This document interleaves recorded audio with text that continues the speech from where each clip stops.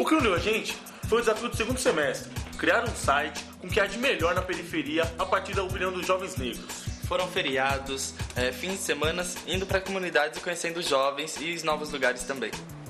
Aí veio o Flint Sampa, nós apresentamos o projeto para ouvir as críticas das pessoas e foi a partir daí que resolvemos implantar o projeto. A Web Gueto já tem site, aplicativo e está nas redes sociais. Fizemos uma promoção junto com o evento Troféu Raça Negra em parceria com jornalistas de outros estados. Você quer saber se estamos formados? Piada, né? Só rindo mesmo. Cara, já estamos no terceiro semestre e ainda temos que garantir a melhor proposta de criação de uma agência de verdade. Mas sem ficar de mimimi. Aqui só tem lugar para patrão.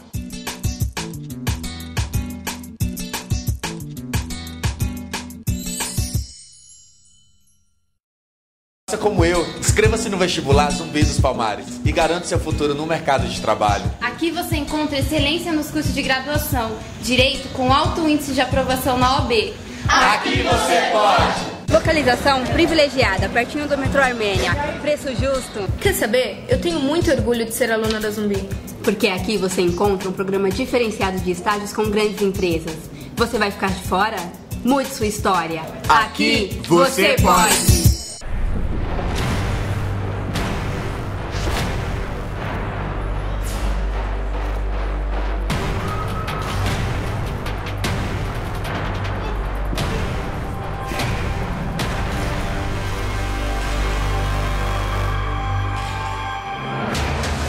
A gente entra em ação, entra um time inteiro.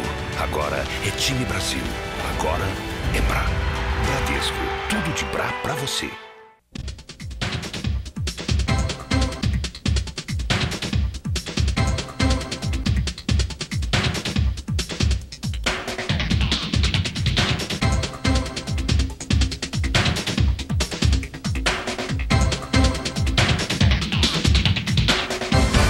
Olá, estamos com mais um Negros em Foco, realização da Afrobras. E o nosso convidado de hoje é o vice-presidente da Nação Corintiana, André Luiz Oliveira. Obrigado, André, por ter aceitado o nosso convite.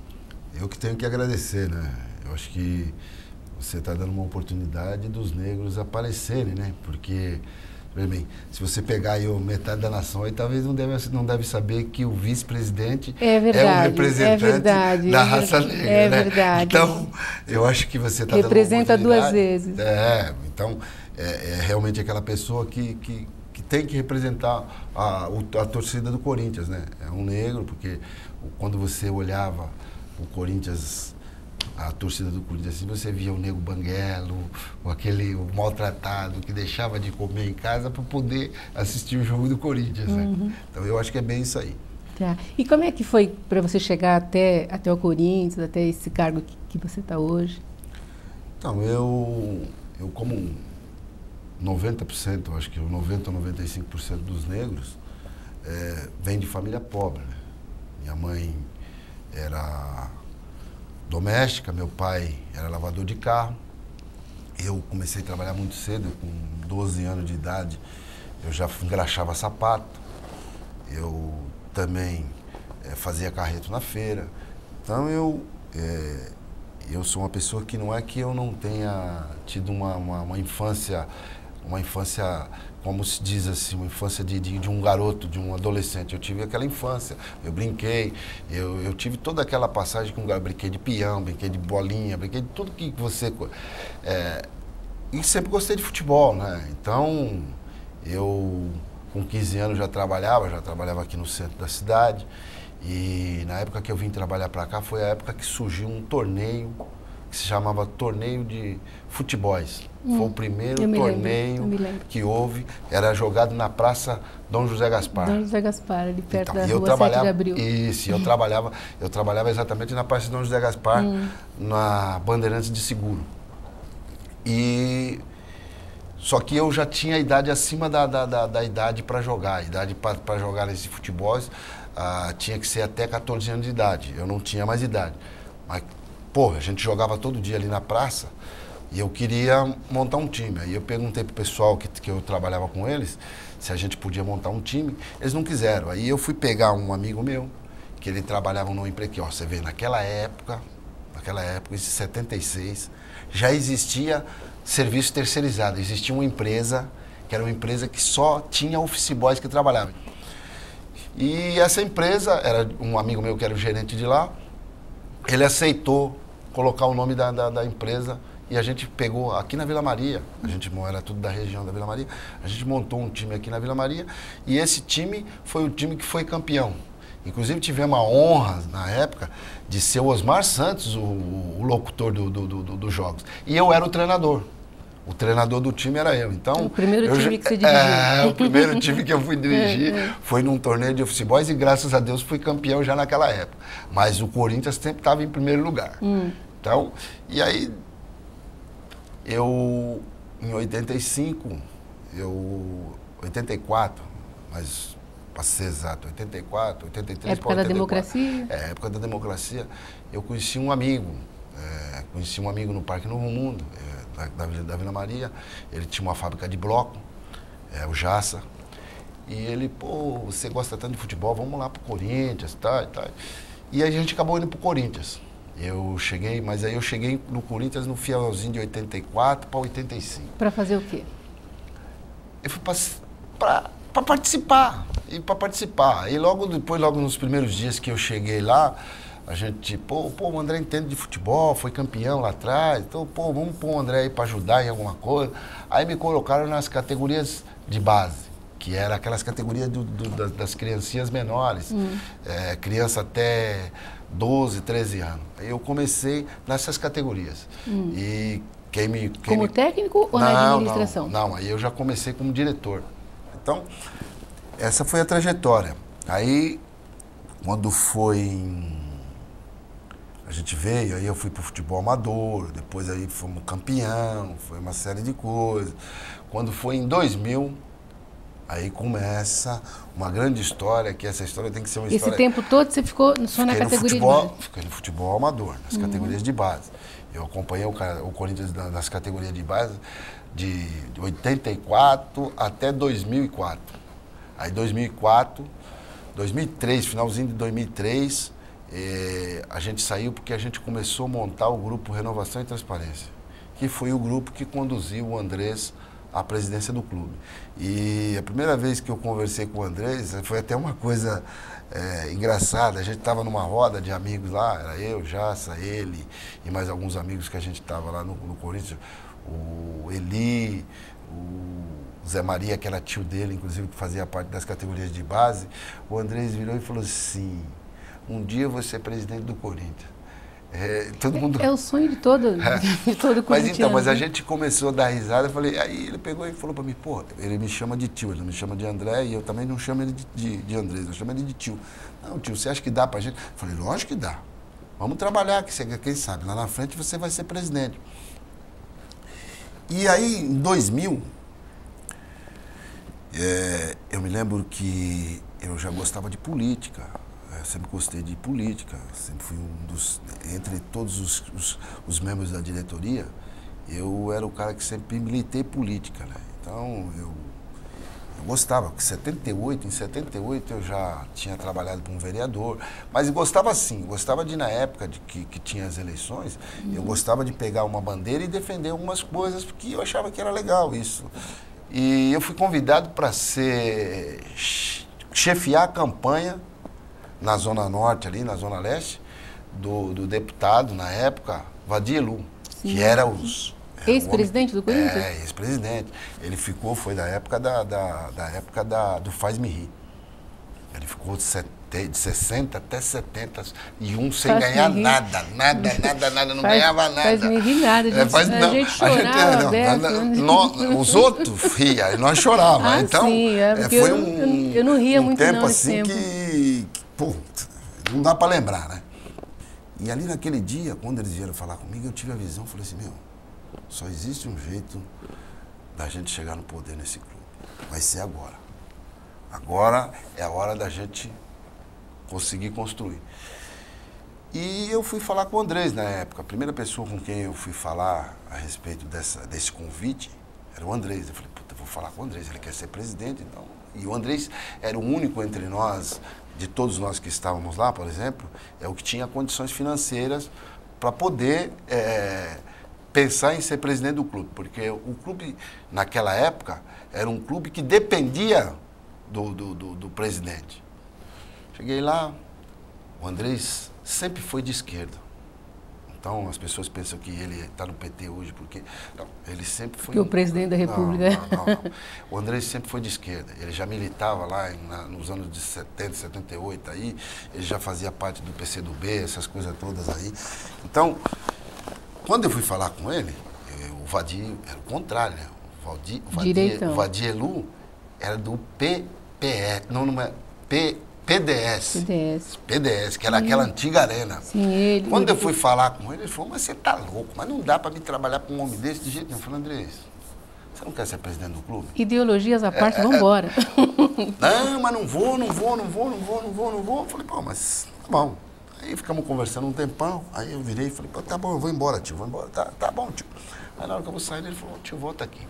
Você tem certeza que se a gente fizer isso aí, a gente vai chegar na presidente? Eu falei, eu tenho certeza absoluta. E daí que começou a montagem do Grupo Renovação e Transparência.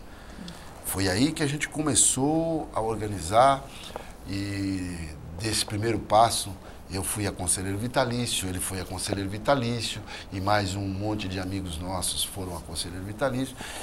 E aí o nosso grupo... O Andrés virou diretor, antes do Andrés virar diretor de futebol, foi em 2003 que veio a parceria com a MSI, que houve aquele tumulto tudo. E nós já tínhamos um grupo... Não foi muito feliz isso, né? Não, foi feliz sim. O clube foi muito rentoso. Essa parceria foi uma das melhores parcerias que o Corinthians fez. Então, com o Kia. Os caras podem falar que o dinheiro era sujo, mas o dinheiro deles só não serve aqui no Brasil, ele serve em qualquer lugar. Então, isso é conversa fiada. Foi vaidade dos caras que não admitia que um cara de fora viesse aqui, tivesse condições financeiras, porque era o que eu estou falando, era condições financeiras. Ele veio aqui, ele trouxe o Tevez, Carlos Alberto, fulano, Roger, ele pagava tudo do bolso dele. O Corinthians ficou 6 ou 7 meses sem patrocínio na camisa, e ele pagando e ainda dando dinheiro para pagar as despesas do clube. Então foi o melhor negócio que o clube fez na época. E a gente tinha o nosso grupo e nós fomos chamados, na época, fizemos uma reunião, todo mundo fizemos uma reunião, e fomos chamados para defender a parceria. O nosso grupo foi um do grupo que defendeu a parceria. Então, o nego ficava, não pode falar. Quem não pode falar, eu não tenho nada com ninguém. É o seguinte, deu certo. Não deu certo porque nós, do Corinthians, complicamos a situação. Porque senão... Estava aí, e no entanto que o Corinthians está dando certo até hoje. Aí logo depois brigaram, também depois quando começou aqueles problemas que tem, o velho brigou lá e briga pra cá, ixi, aí foi um rolo total que era nego brigando lá de cá porque não queria parceria, porque não sei o quê, porque o dinheiro era sujo. Tinha bastante controvérsia nessa época, né? E o que aconteceu? Aí o seu Alberto se afasta do clube, vai viajar, tá certo? E a gente começa a trabalhar naquela época, começamos a trabalhar. Aí em 2006, foi a primeira vez que nós tivemos uma grande jogada política dentro do clube. Um pouco antes teve a eleição para presidente, o pessoal nosso queria que o Andrés saísse, nós discutimos, eu, o Manuel, ele, não vamos sair, vamos fazer primeiro para a gente ganhar 100 conselheiros lá na frente. Aí montamos o Andrés hoje é deputado federal, está em Brasília. Deputado federal e está em Brasília. Foi o deputado mais votado do PT. Aí o que aconteceu? Nós fomos para as eleições em 2006.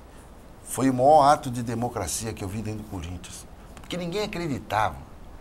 O que nós fizemos era impossível. Impossível.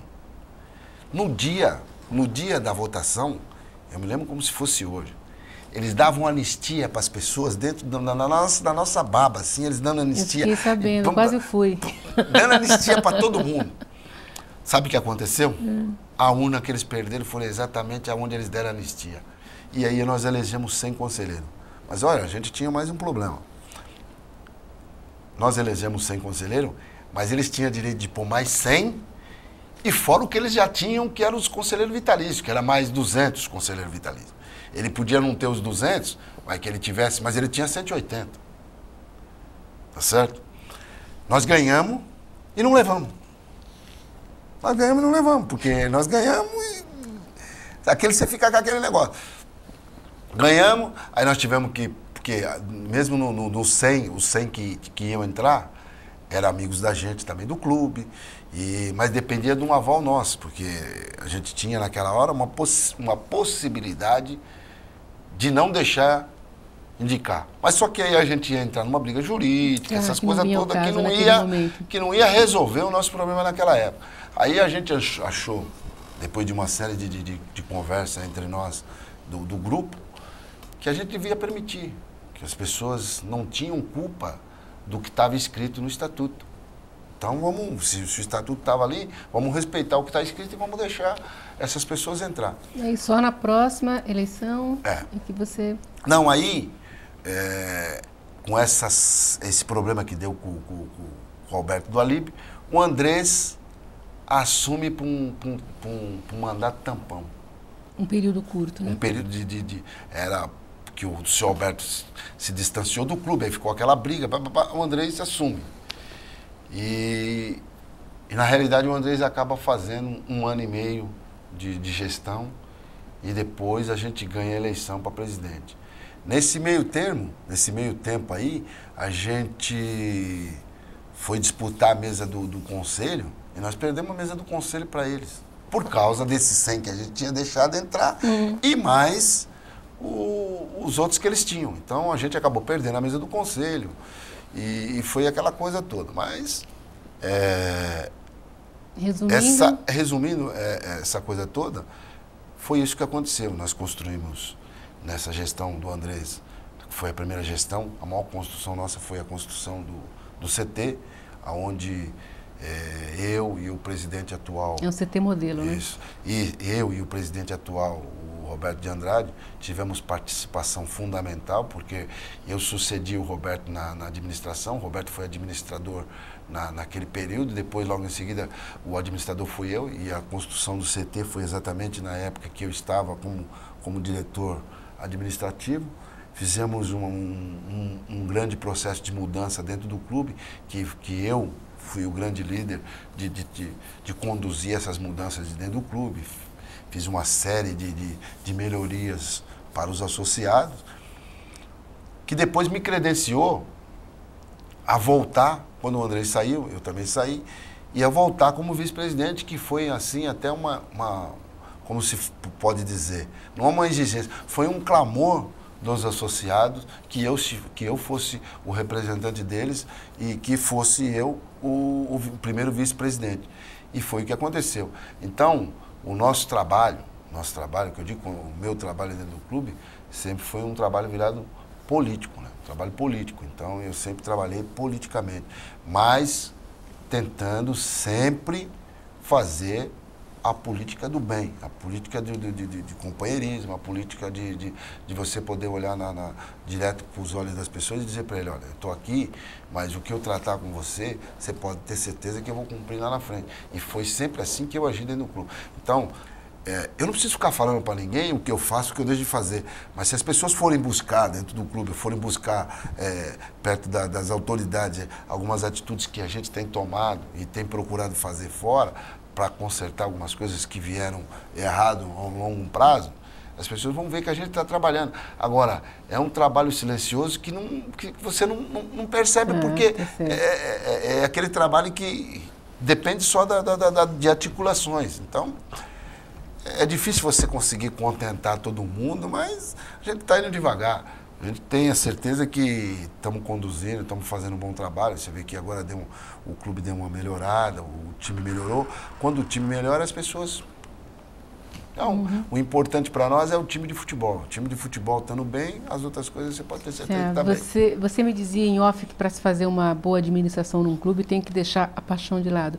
Mas me conta assim, um jogo, sei lá, inesquecível do seu tempo de não dirigente. Eu sei que você é amigo de todos os craques, mas fala de um ídolo que você tem, que você teve. Me lembra de um gol, aquela conversa de corintiano, assim.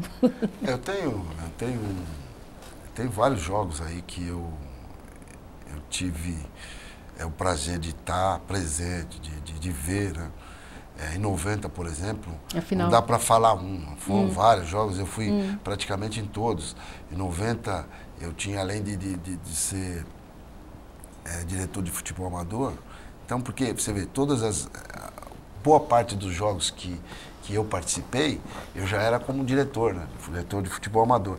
Os jogos atrás foram jogos na época de 80, aquelas coisas todas. E um jogo da década de 80 que tem esse 77, né? Não tem? 77. Esse jogo não tem como a gente não lembrar, né? Eu vi muito jogo que o nosso ataque era Sócrates e Palinha, foi um dos melhores ataques que Palinha eu vi. Palinha teve grande participação em 77. Eu cheguei aí em jogo no Pacaembu, que jogou Corinthians e São Paulo, tinha 70 mil torcedores dentro do Pacaembu, era uma coisa maravilhosa, as pessoas tinha um outro charme, né? Eu fazia parte tive o prazer de fazer parte da Camisa 12, naquela época que a Camisa 12 estava crescendo muito, a gente tomava conta assim, de um anel quase todo, assim. A gente tinha uma turma grande, que era tudo da Vila Maria ali, era tudo amigos da gente. Então, grande número de torcedores, e a gente... Então, eu vi muitos jogos assim, importantes do Corinthians, muitos jogos que eu fico feliz, apesar de ter visto o jogo do Rivelino, tudo... Mas aquela coisa... 77 marcou, né? 77... marcou para todos nós, até porque foi aquela você vê, lavada quando eu de falo, alma, por né? exemplo, de Palinha, por exemplo, 77, um dos melhores jogadores que nós tínhamos é o Palinha. Se você olhar na foto de 77, ele nem na foto ele tá. Pois é, mas a gente lembra dele. É uma coisa... Bom, mas quem viveu aquela hora, quem participava, quem ia, nós tínhamos, excelentes jogadores. Geraldão era um bom centroavante, para a época, era um dos melhores que tinha. A gente tinha um bom ponta-direita, que naquela era ponta-direita, era o Vaguinho, era um excelente jogador. Nós tínhamos um ponta-esquerda, que era o Romeu Cambalhota. Então, nós tínhamos um time de primeira linha, mas igual o nosso, tinha até melhores. Então, mas o nosso era o time da garra, então da vontade. A vitória foi mais saborosa ainda, né? Eu acho que essa... Então... Não, eu tenho certeza. Essa vitória de 77 foi maravilhosa. Eu estava na final em Tóquio. Então, não tem nada melhor para um corintiano do que falar de Tóquio.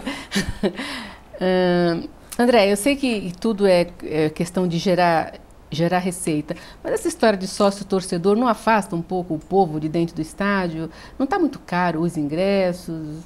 O povo não está fora, só não está o sócio-torcedor e o da torcida organizada, aquele povão de antigamente mesmo, aquele que ia no estádio nos anos 70, 80, eles não estão?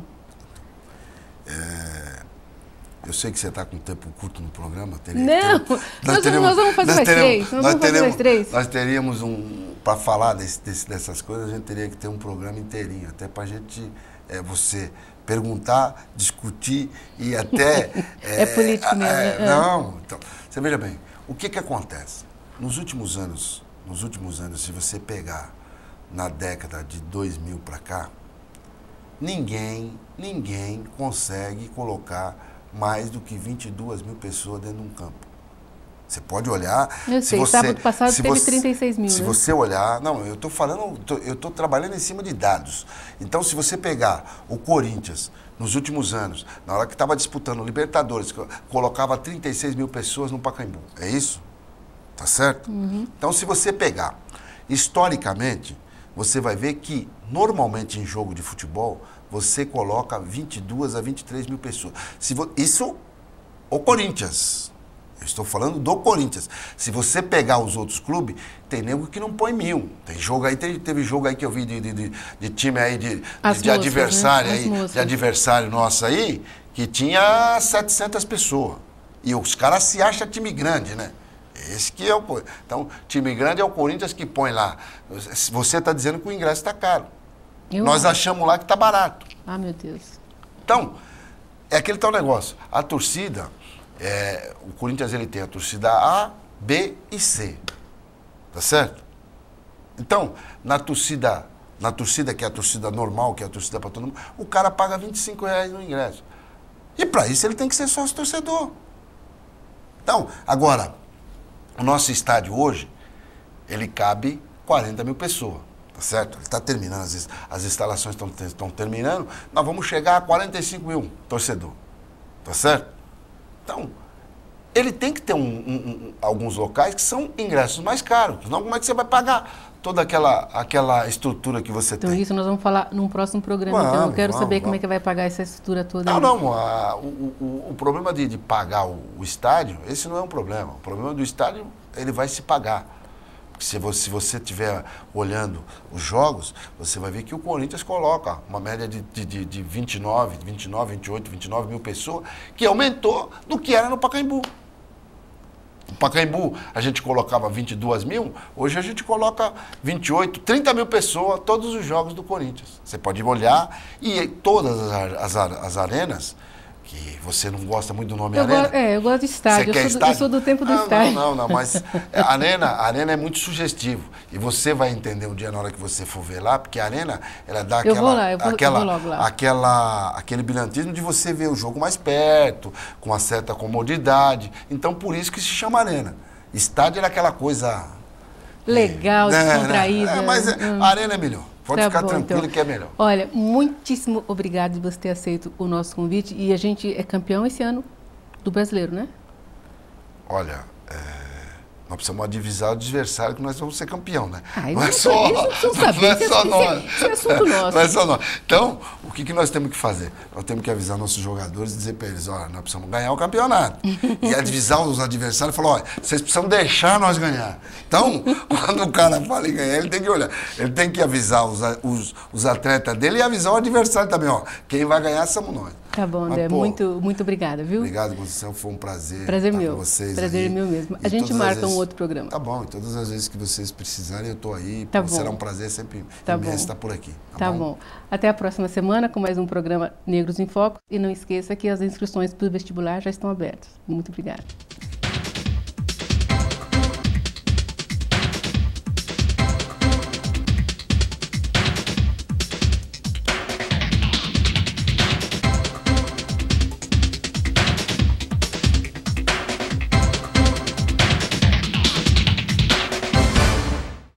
Na prática, para mim, para começar, esta é minha agência e eu sou o líder. Nesse semestre, o nosso cliente é a marca de cereal da Barra Naturivale. O nosso desafio é criar uma campanha para a classe C. Nós vamos ganhar a concorrência. A escolha da melhor campanha será feita pelo gerente do produto. E nós vamos ganhar com a melhor campanha. Isso aí. Você pode estar pensando, nossa, que trabalho de final de curso difícil, hein? Meu, acorda. Nós ainda estamos no 3º semestre. E aí, quer ralar com a gente? Ainda tem vaga. Como eu, inscreva-se no vestibular Zumbi dos Palmares e garante seu futuro no mercado de trabalho. Aqui você encontra excelência nos cursos de graduação, direito com alto índice de aprovação na OAB. Aqui você pode! Localização privilegiada, pertinho do metrô Armênia. Preço justo. Quer saber? Eu tenho muito orgulho de ser aluna da Zumbi. Porque aqui você encontra um programa diferenciado de estágios com grandes empresas. Você vai ficar de fora? Mude sua história. Aqui você pode!